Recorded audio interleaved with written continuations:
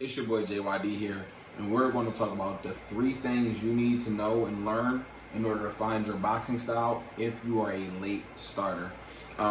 So first and foremost, thank you for everyone who is tapping into this series of just how to help. I am someone who also started late in boxing. I started at 23 years old. I turned pro at 26. And I'm now currently 30 years old. I'm 14-0 with 13 knockouts and 1 draw, and I just signed with Danny Garcia to Swift Promotions. So yes, you can absolutely start late and have a career in boxing, but it's just how you do it and what you do that will make all of the difference. So with that being said, we're going to jump right into the video. Please make sure you like, share, subscribe, comment, and all of those cool things. I appreciate you guys so much. Let's get started. So number one, the first thing that you want to do when you are trying to learn what your style is in boxing is your fundamentals. You have to be able to get your fundamentals down before you can ever learn what your style of boxing is. Just because you like how a fighter fights does not mean that that is your style. When I first ever started boxing, Mike Tyson is he's like my favorite, if not my second favorite fighter ever. I love Mike Tyson. I also love his style. And when I first started boxing, because I love Mike Tyson so much, I thought that I wanted to emulate his style. And anyone who's ever seen me fight knows that I fight nothing like Mike Tyson. The style really was not for me at all. And that's okay. I had to learn the proper fundamentals and then go. Typically people who first start off boxing, they tend to do either a Mike Tyson style or try to emulate that, or they try to do a Philly shell, which is like a huge no-no for me. I call it the silly shell because most people who do it, especially when starting off, have no idea what it is they're doing. You can't do the Philly shell if you don't know your fundamentals. If there's any skaters here, I'll use this analogy. If you're trying to do a kickflip, you won't be able to learn how to do a kickflip until you learn how to do an ollie. If you can't do an ollie, you can't do a kickflip. Why? Because in order to ollie, you have to pop the board and slide with your front foot. When you pop the board, it lifts the board up, the nose of the board, and then when you slide your foot up against the grip tape, boom, you slide it up like that. In that straight line, it lifts the tail up and then it levels out when you bend your knees. You pop, slide it up, it lifts the tail of the board up now. When you pop, the nose comes up, the tail comes up when you slide, and then you bend your knees and it makes the board level out. Boom. Now, in order to kickflip, you have to be able to pop, slide that foot up to get that elevation, and then you flick it off the edge of the board. It flicks, you catch it, boom, bam. And there you go, being stationary. If you don't know how to do an ollie, you cannot do a kickflip. So that's essentially the same thing. That base fundamental principle of learning how to do an ollie is what takes you on to the next steps and it builds you up higher and higher and higher. And if you don't skateboard, essentially you're just, if you have a basketball and you throw a ball at a court enough times, you throw it at a hoop enough times, statistically speaking, if you do it like 1,000 times, chances are you're going to make at least one shot. But that doesn't mean that you actually know what you're doing. You need to have the proper form to be able to shoot the basketball, to be able to do it consistently and get comfortable with that. So that's number one. You have to be able to get your fundamentals down. And number two was the last word that we use, comfortability. You have to see what you're comfortable with. Once you learn your fundamentals, you will see what you're comfortable with via training. So while you're doing your base fundamental drills, whether it's your fundamental bag work, it's your fundamental footwork drills, your fundamental hand placement drills, your fundamental head movement drills, your fundamental pad works, and all of those things, you're going to start to begin to see, okay, I'm comfortable doing this. I'm comfortable doing that. I got my base down. Now I'm finding myself. I'm seeing what feels good to me. I'm feeling my rhythm. My coach understands. I understand. We both are starting to feel comfortable and grow what we got. We know what works for me in this area. We know what doesn't work for me in this area. And that's just really in the area of training.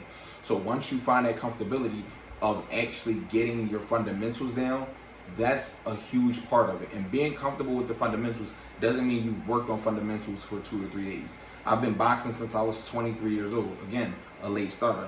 But I literally go over my fundamentals every single day. Every single day, I'm going over my fundamentals. So you should always be nailing and drilling your fundamentals in your head non-stop every single day, because if your fundamentals aren't sound, then nothing else that you do is going to be sound. if you have a weak foundation to your building, then the first sign of disaster that happens, the entire building is going to crumble and collapse.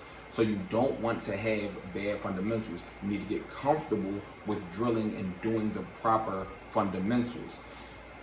The third thing that you need to know in order to fully get comfortable is light sparring. So anyone who's here who might be an owner of who might be a firearms owner, and you've been to the firing range before. Every time you're in a firing range, you are hitting a target that is not hitting you back. Yeah, sure, the target might be moving, it might come forward and backwards, side to side, and all those things, but it is not firing back at you. And a lot of people get that confused, thinking that because they are such a short shot in the range that it's going to equate to reality, when in reality you've never had any shots fired back at you, and that's a huge issue.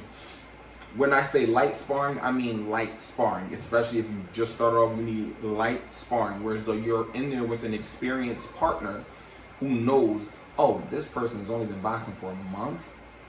Oh, absolutely not. I have nothing to gain from this. And an experienced trainer is going to be outside of the rope saying, hey, to the experienced fighter, work on your defense today. Or he'll give them little mini challenges. Work on your defense today, and you're only allowed to throw 10 jabs today. And out of those 10 jabs, 9 of them need to land. You need to be able to land 9 of them. And they need to, and I want 5 of them to be here. I want 5 of them to be here. Or I want 2 here, 2 here, 2 here, 2 here, and 2 here. I need them to be in specific spots. They'll give you little mini challenges to work on so that the person, you who are the late starter, you can have that feel of having those shots being fired at you. And he's not trying to hurt you with those jabs or anything, but he wants to get you to see this is what it feels like to be fired back at. Why is this important? Because when you are under the gun, you're going to do what makes you comfortable. That also shows you how good your fundamentals are, because when you do what makes you comfortable, sometimes your fundamentals might go out of the window. Your first time ever, the first spar happened to you, your fundamentals might go out the window, and it's like, yeah, you're going to what makes you comfortable. Let's go ahead and slow that down.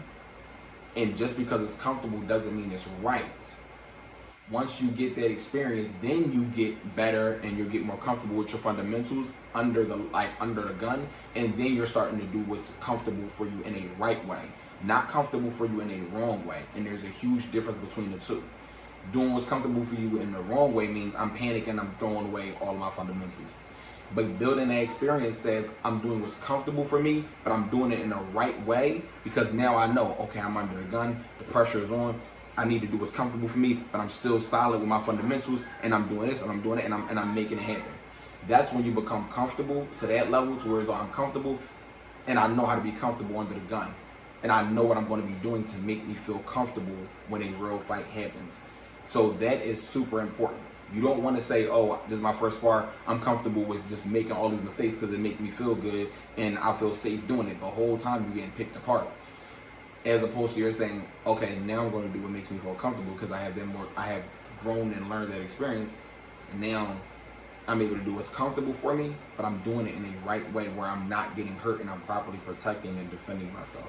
So I hope that makes sense. So for everybody who's here, if you are a late starter and you're trying to figure out what style is yours, you have to get those fundamentals.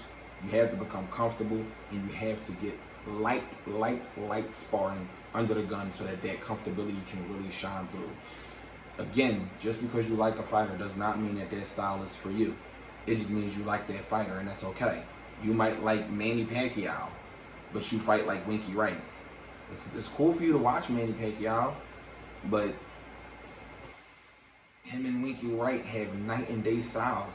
So it's not really gonna be much that you could take from Manny Pacquiao if your natural fighting style is Winky Wright style. Again, Mike Tyson was my favorite fighter, top 1, top 2 favorite fighter. I love Mike Tyson, love his style, everything about it. Naturally, it's just not. It doesn't suit me. It doesn't fit me, and that is 100% okay. I developed my own style by learning and doing the things that I told you guys to do. So I hope that helps you guys a lot. Let me know if there's any comments, questions, concerns in the comments down below. Also, let me know if you guys need another part to this, or if you guys have any other questions. I'm scouring through the comments, and I'll be picking which questions I think are really, really good questions that beginners and or late starters have, and I'm going to be putting them here. So let me know, guys. Again, please hit that like, comment, subscribe button. Also, if you have a Twitch, please follow me over on Twitch at JYD_world, where we do a lot of MMA things, a lot of UFC study, MMA things, and we're also going to be working with a bunch of MMA guests as well soon, as well as other things. And we're doing bare knuckle boxing tomorrow, July 3rd. So we're going to be live streaming that as well. We're going to be there doing media. So please hit that Twitch up and keep that growing, all of the things. I love you guys. Until next time, beautiful John. JYD signing out. Peace.